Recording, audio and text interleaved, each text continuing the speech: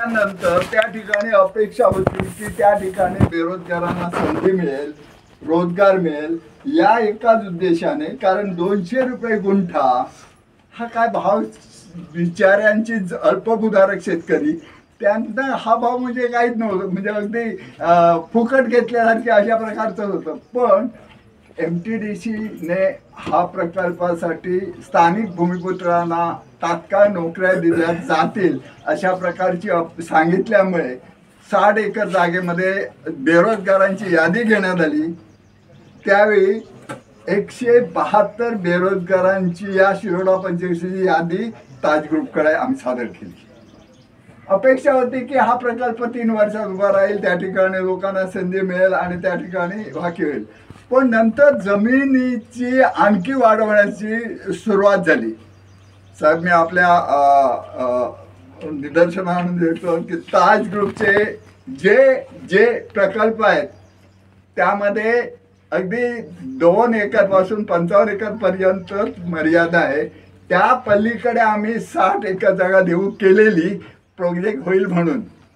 आज अशी अवस्था आहे की या ठिकाणी ताजच्या ताब्यामध्ये हे क्षेत्र बघून जे गावठाण क्षेत्र आहे, कारण यासाठी 2 वेळा हा विषय लोकांनी सातत्याने उचलून धरला.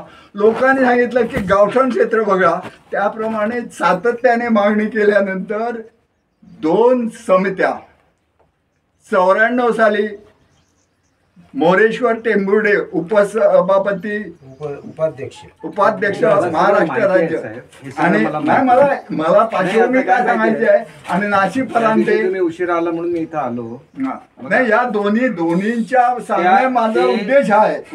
समितीचा रिपोर्ट शासनाने ऍक्सेप्ट केलेला नाही, त्याच्यामुळे त्याच्यावर बोलून मी काय करू. त्या वेळेची ती वेळ हे आहे, प्रश्न आहे. त्याच्यामुळे ते आता पुन्हा मला सांगून का उपयोग. साहेब, मला म्हणणं त्याच्यामुळे एकच डिमांड आहे, स्पष्ट आणि स्वच्छ. तुम्ही 120 बाकीच्या जमिनीमध्ये काय करा, जे गावठाण क्षेत्र आहे 9 हेक्टरचं क्षेत्र आहे 3.5 बघा. झालं आपलं बोलून. हा, कारण आमचं स्पष्ट आणि स्वच्छ म्हणणं आहे की या क्षेत्रामध्ये हे बघा, मी तुम्हाला सांगतो, हे कुठल्याही कमिटीने सांगितलं असं कुठलाही निर्णय झालेला नाही आहे.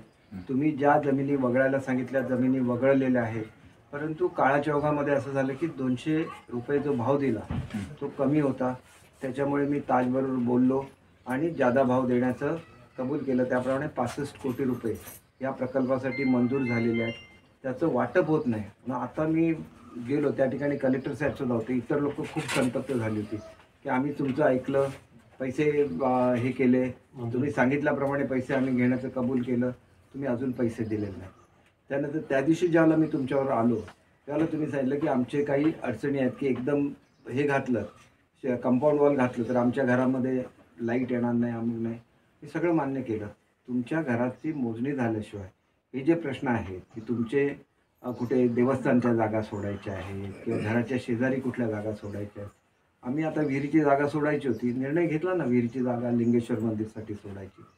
शेवटी असं आहे की आपल्याकडे जी कुटुंब आहेत, मागच्या वेळेला सुद्धा मी त्यांना सांगितलं, आत्तासुद्धा मी प्रांतसाहेबांना सांगितलं की त्यांची सगळ्यांचे जर 7-12 विभक्त झालेले असतील, एकच कुटुंब त्यावेळेला असेल ॲक्वायर करताना, आणि आता 3 झाले असतील, 2 झाले असतील, तर दोघांचे तुम्ही हे घ्या, रेशनिंग कार्ड घ्या आणि त्यांचं ट्रेनिंग ताबडतोब सुरू होणार. म्हणजे असंही नाही की नोकरी आता सांगितली आणि दिली नाही. त्यांची इतर ठिकाणी हॉटेल आहेत, तिथं ट्रेनिंग सुरू होणार, म्हणजे मुलं लगेच कामाला लागणार.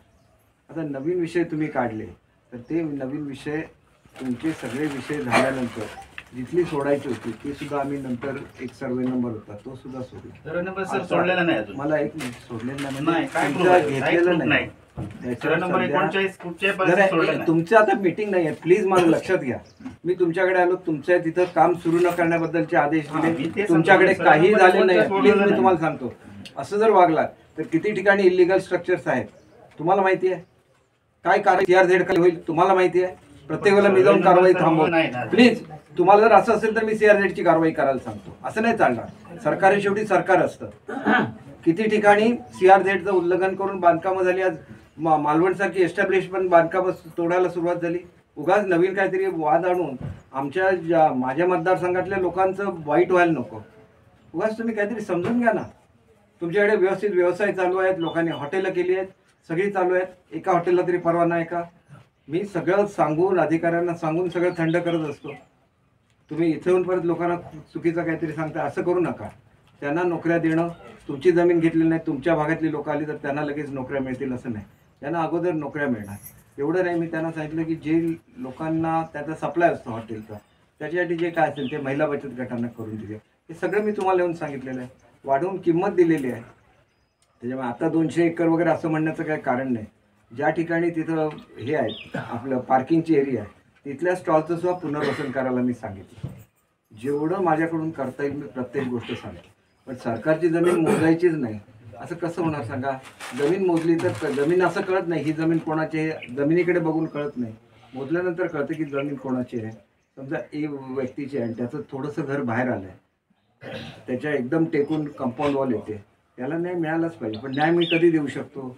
ज्यावेळेला मला कळलं तुमचं एक देवस्थान ॲक्वायर्ड जमिनीमध्ये गेलं, किती गेलेलं आहे, किती त्याचा हे आहे, बघितलं की त्याला कंपाऊंड वॉल बांधून देता येईल ना. परंतु मोजलंच नाही, कळणार नाही कोणाची जमीन आहे. आणि माझं एक मी तुम्हाला सांगतो, मी तुम्हाला एक नम्र विनंती करतो, बघा मी तुमचा लोकप्रतिनिधी आहे. मागच्या वेळेला तुम्ही सांगितलं गणपती होऊन जाऊन दे, थांबलो ना. दिवाळी होऊन जाऊन दे, थांबलो ना. शेवटी सरकार हे सरकार असतं. सरकार सुद्धा माझे सांगितलेली प्रत्येक गोष्ट ऐकेल असं नाही. तुमचं मोजल्यानंतर तुमच्या काय डिफिकल्टीज आहेत, मी पुन्हा एकदा मीटिंग घेतो, त्यावेळेला तुम्ही सांगा ना काय ह्या डिफिकल्टीज आहे. मी त्यांच्याबरोबर बसतो थाज ग्रुपबरोबर, त्यांना मी सांगतो अमुक करूया अमुक करूया. 2 फूट 5 फूट 10 फुटामुळे काय मोठा फरक पडत नाही. परंतु आपण जर हट्ट करून बसलो तर मग कुठेतरी ह्याचे परिणाम दुसरीकडे व्हायला लागतात. अनेक ठिकाणी नव्याने बांधकामं झालेली आहेत जी अलाउड नाही आहेत. 200 मीटरच्या आतमध्ये बांधकामच अलाउड नाही. ती बांधकामं झालेली असतील. उद्या अधिकारी आले, CRZचे अधिकारी आले, त्याला वेगळं वळण मिळतं. त्याच्यापेक्षा आपण व्यवस्थित एकदा मोजून तुम्ही घेतली की तुम्ही मला ह्याच्यावर दाखवा ना. मोजली म्हणून कोण काय काढून घेतं का? तुम्ही मला दाखवा इथं हे झालेलं आहे. आमचा विरोधच नाही, पण तिथे कुंपण घालणार नाही आम्हाला की पाहिजे. कसं आहे माहिती आहे, कारण आम्हाला कळतच नाही. तुम्हाला मोजल्यानंतर आता मी आता त्या बाजूने मोजली, त्या बाजूने कुंपण घालायला सुरुवात केली त्यांनी साहेब. अहो ऐका तरी, जिथं डिस्प्यूट आहे ना तिथं मी त्यांच्याबरोबर बसणार. असं आहे का? एवढी वर्ष सुटलेलं नव्हता. कोणी पैसे वाढवून दिले का? पहिल्यांदा मी वाढवून घेतले आणि थोडे नाही 65 कोटी रुपये वाढवून घेतले. म्हणजे शब्दाला काहीतरी किंमत आहे ना. तुम्ही जर त्याचा फायदा घेतला तर तुमचा जो फायदा आहे ना. तर मोजून झाल्यानंतर मी परत तुमच्यावर बसेल ना. त्याच्यावर कंपाऊंड लगेच घातलं जाणार नाही. मी तुम्हाला इथे येऊन दिलेला शब्द आहे ना. मी तुम्हाला शब्द दिला. आयुष्यभर पुरणार नाही तेवढे. एक मिनिट साहेब, 1 मिनिट थांबा. आयुष्यभर पुरणार नाही म्हणून तर त्यांना नोकऱ्या देतोय ना. त्याच्यात अहवालमध्ये साहेब अहवाल जो दिलेला आहे गव्हर्नमेंटनी, त्याच्यात अवेलेबल नोकऱ्या असल्या तरच ताजवाल्यांनी त्यावेळी त्या गव्हर्नमेंटला सांगितलेलं आहे. आधी तुमच्या 7/12 मध्ये एक नाव तरी द्या. नाही पण त्याच्यात अवेलेबल नोकऱ्या असल्या तरच देणार. आता तुम्ही काय सांगतात नोकऱ्या देणार, नोकऱ्या नाही आहेत त्याच्यात साहेब. अहवाल माझ्याकडे आहे. आणि किती लोकांची जमीन आहे? 175 शेतकरी आहेत. एक मिनिट ऐका ना. 175 नाही मी काय सांगतो ऐका ना माझं साहेब. एक मिनिट ऐका ना. 175 साहेब माझं ऐका. 175 शेतकरी मधले आमची जमीन, आमची घरं, आमची शेती, आमची विहीर बागायती आमचं त्याच्यावर सोडलेलं आहे. साहेब 9 हेक्टर जमीन सोडून तुम्ही काय ते प्रयोग करा ना. कुठला विषय काढला? आमची गावाकडे क्षेत्र आहे ना. आमची नाही एक मिनिट ऐका ना. आमची खाली बसा प्लीज, मी तुम्हाला विनंती करतो. खाली बसा. हे बघा गेली 2 वर्ष तुम्ही मीटिंग घेताय. एकदा तरी 9 एकरचा विषय आला सांगा ना.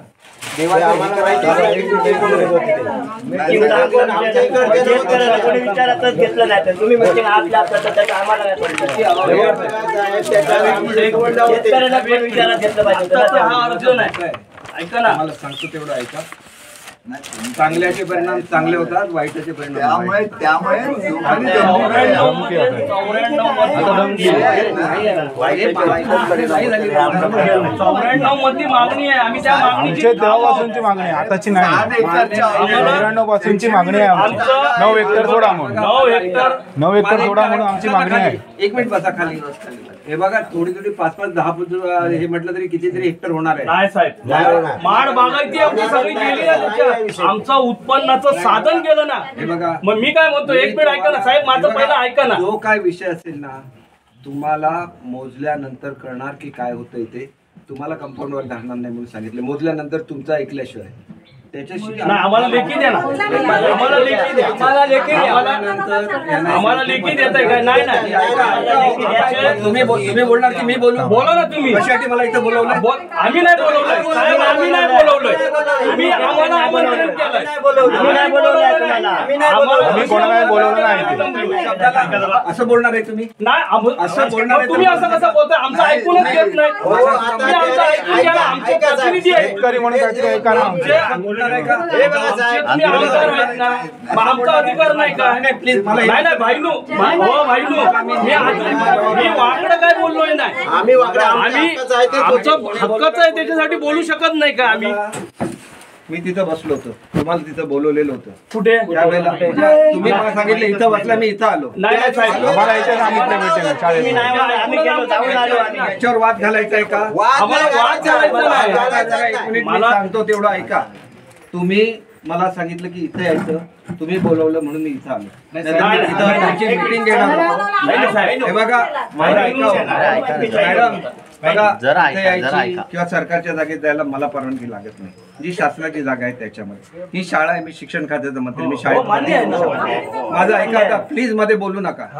तुम्हाला मी काय सांगितलं, मोजणी झाल्यानंतर तुमचे प्रश्न ऐकून घेतल्याशिवाय तिथं कंपाऊंड वॉल घातली जाणार नाही. कलेक्टर तुम्हाला लेखी देतील. तुमचं म्हटलेलं त्याच्यानंतर मी पुन्हा मीटिंग घेईन, परत मंत्री येतील, मीटिंग घेतील, तुमचं ऐकून घेतील. जेवढं काय शासनाला शक्य आहे आणि ताजला शक्य आहे तेवढं तुम्हाला रिलीफ आम्ही देऊ.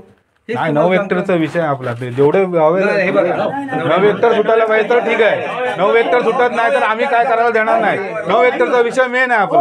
प्लीज मी तुम्हाला 9 हेक्टर आहे तर ठीक आहे, नाही तर अवेलेबल म्हणजे ते 2-3 फूट रोड काय करणार तुम्ही? मग कसे सांगतात मापूक द्या?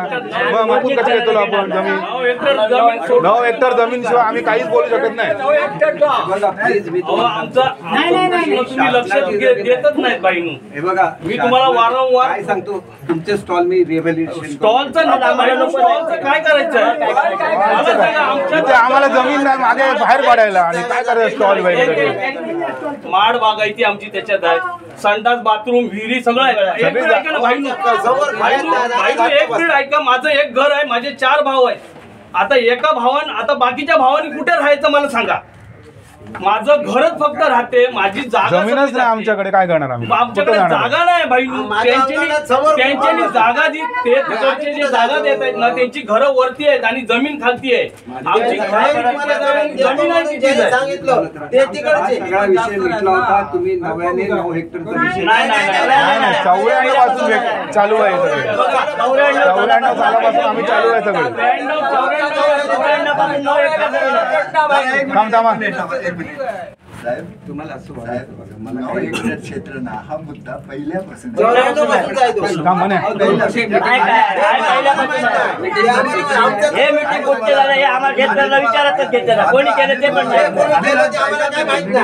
जो शेतकरी ना त्याने जाऊन मीटिंग घेतली आहे. ऐका तरी. आणि त्या ठिकाणी शेतकरी ना त्याने मीटिंग लावलेली आहे. त्याचा आम्हाला काय फरक पडतो? ज्या लोकांनी 120 एकर जमीन आज ताजला दिली, 200 रुपये गुंठ्याने, त्या लोकांच्या काही देण्या घेण्याला काही किंमत नाही. नवीन रेटने आता हा? ते आताच त्यावेळी 93-94 पासूनचा विषय आहे बाईनू. त्या लोकांनी फक्त 9 हेक्टर बद्दल मागणी केली आहे. दोन समिती आल्या त्या मी काय म्हणतो, माझं भाईनू एवढंच म्हणणं आहे, 143 एकर जमीन आहे, त्याच्यातली 20 एकर तुम्ही सोडू शकत नाही का बाई? 20-22 एकरच सोडायचे. बाजूची आणि साहेब, अहो भाईनू तुम्ही मनावर घेतलं तर होणार हो भाईनू. सर्व होऊ शकतं. आम्हाला माहित आहे ना. एक मिनिट आणि साहेब काय कोर्टाचा निर्णय तुम्ही उगाच विहिरीचं कसं निर्णय? आता एक मिनिट ऐका ना, विहीर कशी सोडणार नाही? विहिरीचं पण केस चालू आहे ना. मग तशी आमची जागा सोडा ना. 20 एकर जागा सोडा ना भाईनू. आज 80,000 रुपये खर्च केला केससाठी. तुमच्याकडे अहो भाईनू मला सांगा, तुमचं सगळं बघून गेलो, सगळं करायचं मान्य केलं. दरवेळेला नवीन विषय काढायचा. नवीन 9 हेक्टरचा विषय नाही. गृहराज्यमंत्री होतात ना त्यावेळी तुम्ही इथे आलेलात ना. एक मिनिट ऐका ना. गृहराज्यमंत्री असताना तुम्ही इथे आलात ना त्यावेळी मी तुम्हाला फेस टू फेस जमीन दाखवली आणि त्यावेळी तुम्ही काय शब्द दिलात मला? आंदुर्लेकर राजू तिकडनं आपण बाहेरनं रस्ता करूया 39ला देऊया त्यांनी जमीन सोडली थोडी तरी. आणि तुम्ही शंकरबाईंनी सुद्धा मला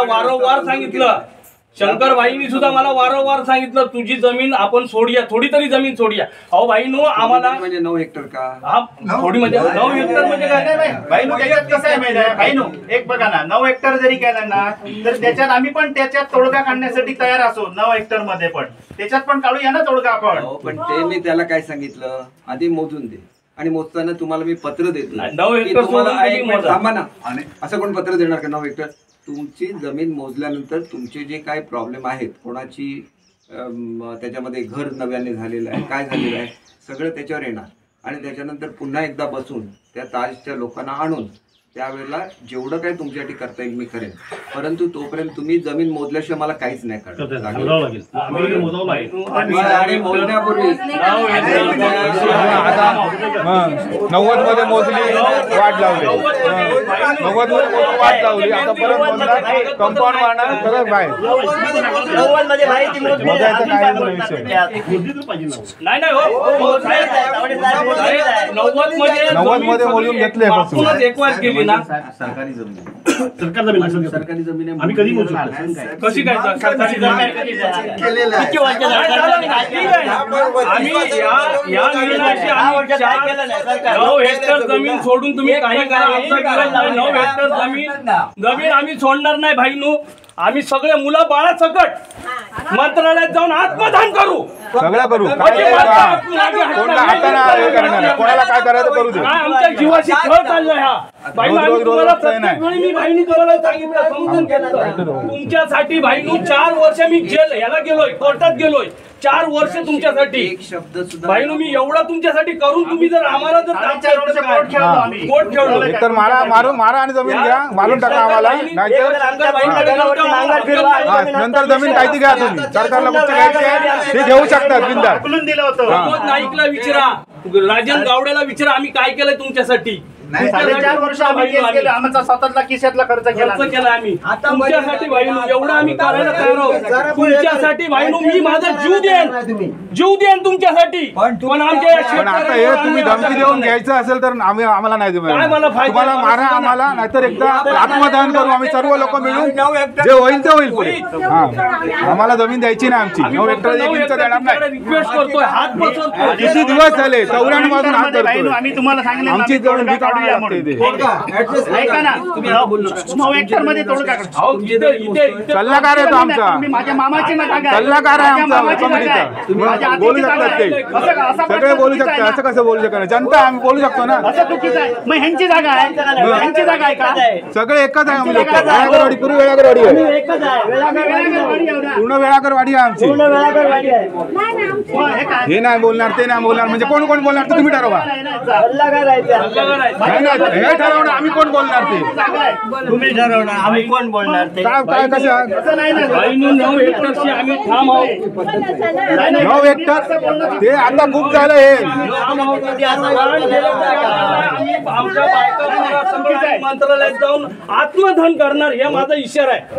नक्की नक्की नक्की नक्की नक्की नक्की काय ते करा काय ते करा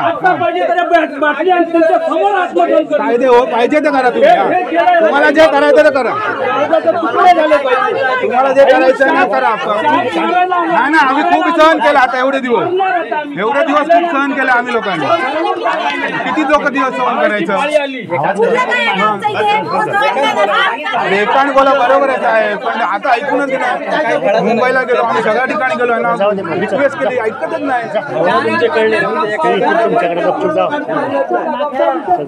तुम्ही काय तोडगो काढत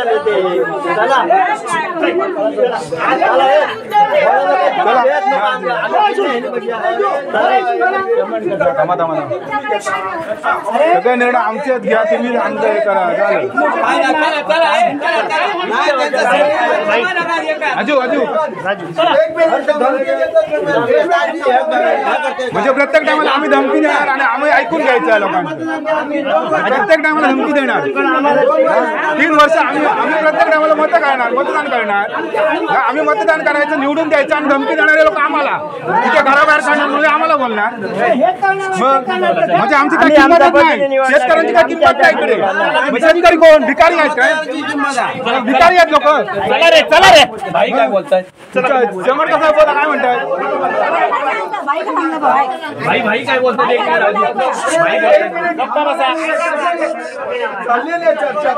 जरा शांत राहिलं तर त्यांचं काय ऐका. एक काही कोणी बोलायचं नाही, गप्प बसा. जरा थांबा ना. हा बोला. वस्तुस्थिती अशी आहे की ताज रोडला जी जमीन हवी आहे ती विचारांची चर्चा करा. 120 एकरला ते राजी आहेत माझ्या पूर्ण माहितीप्रमाणे. तर त्या ठिकाणी हे क्षेत्र जर तुम्ही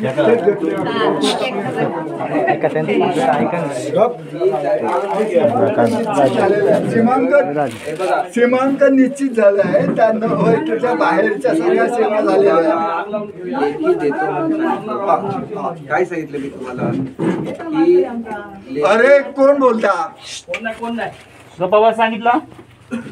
तुमच्याशी चर्चा झाल्याशिवाय कंपाऊंड वॉलचं काम सुरू केलं जाणार नाही. हे तुम्हाला लेखी देऊन द्यायला सांगितलं. आता याच्यामध्ये 9 हेक्टर वगळावं केले हा ताजचा प्रश्न आहे. तुमचं जे म्हणणं ऐका ना माझं. हा त्यांनी ज्यावेळेला त्यांच्याशी माझी चर्चा होईल त्यावेळेला त्यातली 1 हेक्टर वगळता येते का, 2 हेक्टर वगळता येते त्यावेळेला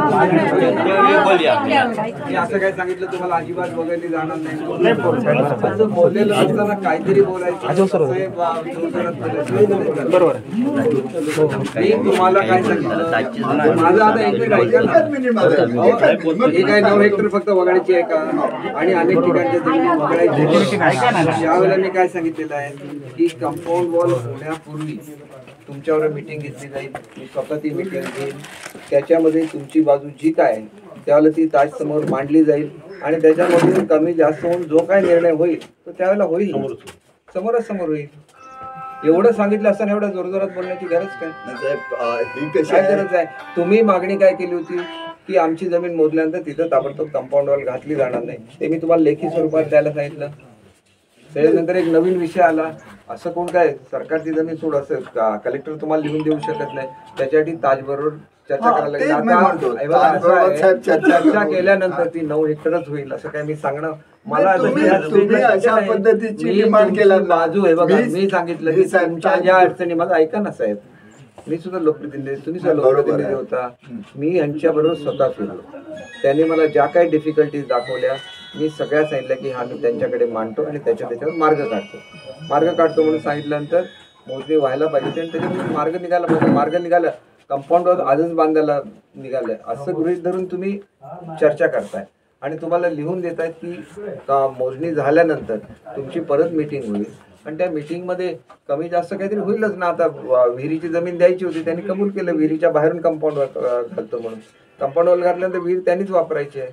त्याच्यामध्ये काय फार मोठं अडचणीचं नसतं. परंतु बोलण्यामध्ये माणसं दुखावतात. तुम्ही एक गोष्ट लक्षात घ्या. तुम्ही आता यांनी सांगितलं की आमची वगळली नाही का. वगळली नसली तरी तिथं काहीही करण्याची तुम्हाला मुभा दिलेली आहे. ही वस्तुस्थिती आहे. शासनाची जमीन आहे. शासनाने एकदा येऊन तुम्हाला विचारलंय का? विचारलं असेल तर मला सांगा. आम्ही जर तुम्हाला एवढी सवलत देतो तर तुमचं सुद्धा कर्तव्य आहे तुमच्याकडे आलेल्या पाहुण्याशी चांगलं बोलणं आहे की नाही. आपली संस्कृती आहे की नाही.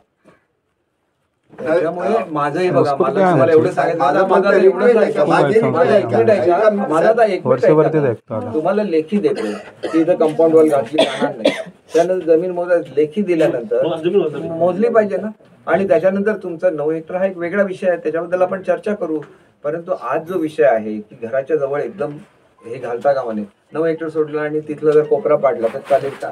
चालणार नाही कारण त्या घरात लोक राहतात. चुकीने जे झालेलं आहे ते दुरुस्त करून घेतलं पाहिजे ना. हे जर काय आपण पहिली मग मी चर्चा तुम्हाला काय करू. सांगितलं 9 हेक्टरची तुम्ही सेपरेट माझं- चर्चा करा ना माझं त्यांच्याशी. म्हणणं मी काय तुम्हाला ते विरोध केला का 9 वगळण्यासाठी हेक्टर? तुम्ही ताज बरोबरच्या बोलण्यात आम्ही पहिली चर्चा करूया साहेब. आणि दुसरं नंतर काय ते चर्चेशिवाय काहीच करू नका. चर्चा करूया, मीटिंग करा, चर्चा करूया, नंतरच आपण हे करूया. चर्चेशिवाय काही नाही. असे आपल्याला आश्वासन नको आहे. इथे घराबाहेर काढायची वेळ आली आहे आम्हाला. बघा, मी काय तुमच्याशी एक शब्द तसं नाहीये ना, तसं नाहीये बाई, बरोबर आहे तुमचं घर, मग पण तसं तुमच्या म्हणत नाहीये. घराच्या जवळच्या ज्या समजा एखादा एक तुकडा उद्या सोडण्याचा जर निर्णय झाला आणि उद्या असं झालं की ज्या मध्ये झालेली अतिक्रमण आहे ती पाडून टाकायचं असा निर्णय झाला तर चालेल का? चालणार नाही. तो लक्षात घ्या. त्याच्यासाठी मोजणी झाली पाहिजे. तुमची सगळ्यांची घरं सेफ राहिली पाहिजे. तिथे कोणाच्या संडासच्या टाक्या असतील त्या वगळल्या पाहिजे. हे सगळं करत असताना 9 हेक्टरची चर्चा झाली तर त्याला मी विरोध का करणार? मी स्वतंत्र प्रतिनिधी आहे ना. 9 हेक्टर नाही मिळालं, 1 हेक्टर मिळालं असं गृहीत धरा. मिळालं ते आपल्या पदरात पडतं. म्हणून आता तुम्हाला काही कमी रेट मिळाला होता. मी जाऊन चर्चा केल्यानंतर तो एवढा ते किती देत होते 20 कोटी. मी तो 62 कोटीपर्यंत आणला ना. चर्चा केलं तर सगळं सुटतं.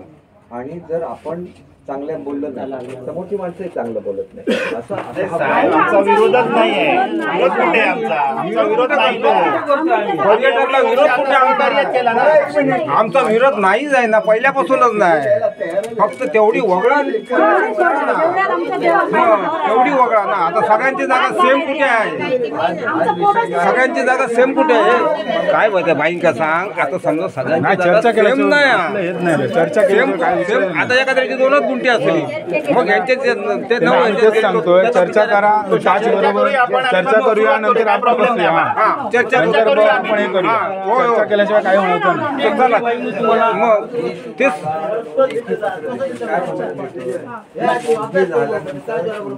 चर्चा केल्याशिवाय कंपाऊंड वॉल बांधली जाणार नाही, चर्चा केल्यानंतर मोजून ताशी आपण चर्चा करू ना सर. नंतर नाही. नंतर कोण कोणाचं नाही.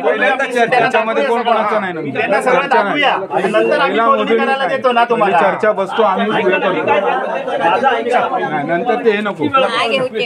कोण नाही नंतर विचारायचं आम्हाला. हा, मग आमका हे करायचं ना.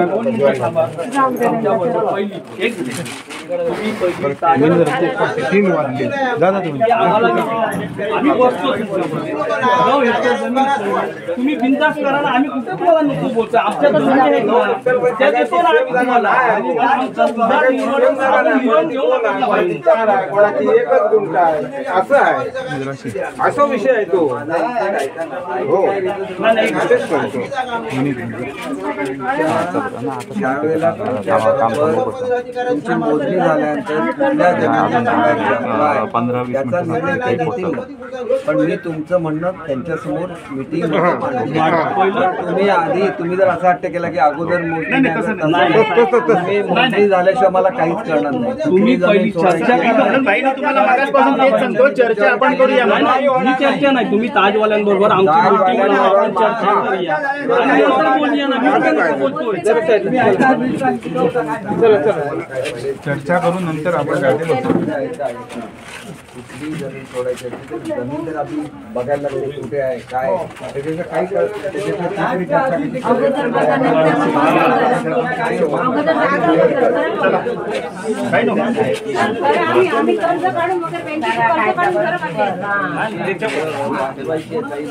म्हणूनच सांगतो अगोदर पण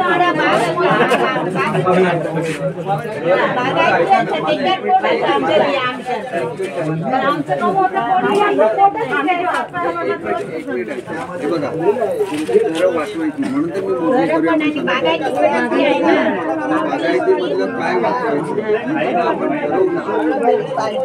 आपण ठरवू घरं कुठली आहेत ही मोजणी केली.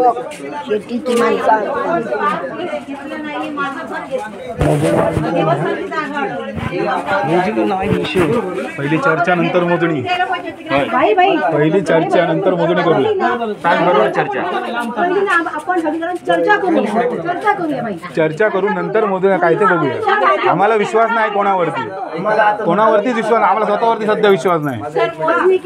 माझं ऐकायचं मोजणी नाही. मी तुम्हाला कलेक्टर साहेबांचं लेखी पत्र देतो की मोजणी झाली तरी तुमच्याशी चर्चा केल्याशिवाय कुठलीही कंपाऊंड वॉल बांधली जाणार नाही. हे तुम्हाला लेखी देतं. लेखी दिल्यानंतर लेखीच्या कंपाऊंड वॉल जमीनच हस्तांतरित केली जाणार नाही असं द्या. ऐका म्हणजे कंपाऊंड वॉल काय करूचा अरे ते मोजणी आता 4 फूट सोडली तर मग काय करतो जमीनचं हे सरकारच्याच नावावर आहे. आणि द्यायचीच नाही. दुसरीकडे जमीन गेली आणि घर दुसरीकडे राहिलं मग ते आपण बघून तुमची जमीन तुमच्या नावावर करून घेऊ. घर मग तुमच्या पहिले नावावर चर्चा नंतर आता पहिले काय हे ह्याच्यासाठी मी तुम्हाला सांगितलं की आपण तुम्हाला लेखी देतोय ना मी. मग जायचं याचं मेन बरोबर आहे. तो सुद्धा सगळं ज्या तुमच्या समस्या आहेत, ज्या कुठल्या ABCD ज्या काही समस्या आहेत, प्रत्येक समस्यांवर एका मुद्द्यावर चर्चा विषय आहे. आम्ही त्याच्यातून मार्ग काढू. नोव्हेंबर सुटला आणि कुठे हे आम्ही तुम्हाला लेखी देतोय ना. नोव्हेंबर झाल्याशिवाय आपण काहीच करू शकत नाही. बघा प्लीज मी तुम्हाला विनंती करतो. नाही आता आमचं काय झालं माहिती आम्ही मरायला आलोय आता असे ना तसे मरणारच आहोत. आम्हाला काही येत हे नाही पडलं. 30 वर्ष झाले आम्ही आश्वासन हे करतोय. आम्हाला आश्वासन नको आहे कोणाचं. खूप झालंय. 9 हेक्टर झाल्याशिवाय वगळल्याशिवाय आम्ही काही करायला देणार नाही. मारा आम्हाला चालेल, मारून टाका चालेल आम्हाला. चालेल साहेब, चालेल साहेब, सर्व चालेल आम्हाला. चालेल आम्ही आमदार आहे आम्ही तुम्हालाच सांगणार. आम्ही कुठे जाणार नाही. आम्ही तुम्हाला तुम्हालाच सांगणार. आम्ही कुठे जाणार आम्ही कुठे जाणार आहे तुम्हाला सांगा. याच्यानंतर कोण हे करणार आहे आम्हाला. कोणच विचारणार नाही आम्हाला. 9 हेक्टरचा विषय करा नंतर काय ते मोजणी. आम्ही कुठे जाणार आहे. चर्चा करूया नंतर आम्ही मोजणी करूया.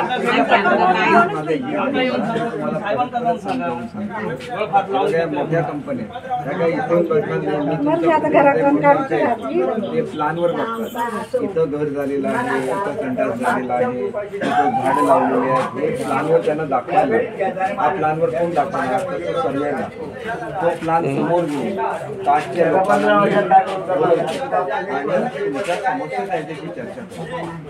आणि काय पाहिजे पहिली बाबाईनं आम्ही तुम्ही त्यांना बोलवा आणि चर्चा करूया नंतर मग इथं बोलूया. असेल त्यांना कळणार नाही हे या सर्वे नंबर आहे असं त्यांना कळत नाही. तो प्लॅन तयार करायला लागतो आणि दाखवायला लागतो की ह्याच्यामधलं हे सोडलं पाहिजे, हे कृषी आश्वासन आमच्याकडे आहे ना सगळं. हे घेतलं पाहिजे. हे बघा आश्वासन देणारे वेगळे असतात. तुम्हाला 200 रुपये हो, पण आम्ही सोडू आम्हाला नाही ना. चर्चा करून मोजण्यातच सांगतो. नंतर काय गॅरंटी आहे सोडणार नाही. मोजल्यानंतर सोडताल्यात ना तुम्ही. कुठे करणार आहे मोजणी नाही. 9 हेक्टरचा विषय आला तर मोजणी बिजणी काय नाही. मग काय ते होऊ दे. 9 हेक्टर झाल्याशिवाय आम्ही काय करतो नाही सोडायचं.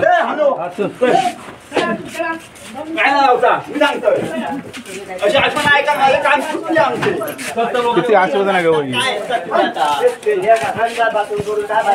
त्यापेक्षा काय राहून इथे काय करता.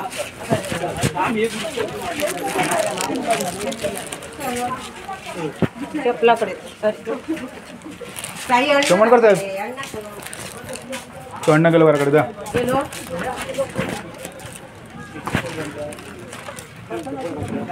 अरे सगळेजण ना एक 10 मिनिटं थांबा.